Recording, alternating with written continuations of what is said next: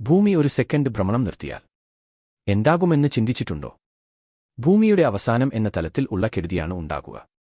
നമ്മൾ ഇപ്പോൾ നിൽക്കുന്ന ഭൂമി ഒരു റോക്കറ്റ് ഭ്രമണം ചെയ്യുന്നു 1600 km/h സ്പീഡിൽ. ഇത് പെട്ടെന്ന് എല്ലാം നിർത്തിയാൽ എന്താകും? എന്താ നിങ്ങൾ കാർ ബ്രേക്കിടുമ്പോൾ മുന്നോട്ട് ആയില്ലേ?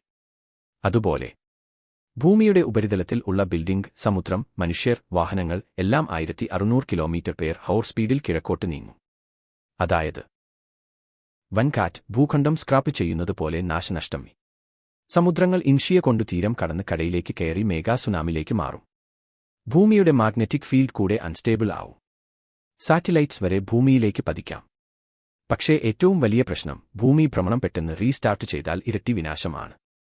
ചുരുക്കത്തിൽ, ഒരു സെക്കൻഡ് എർത്ത് സ്പിൻ ചെയ്യുന്നത് നിർത്തിയാൽ നമുക്ക് രക്ഷപ്പെടാൻ പറ്റാത്ത ഒരു കോസ്മിക് ആക്സിഡന്റ് ആണെന്ന് മാത്രം.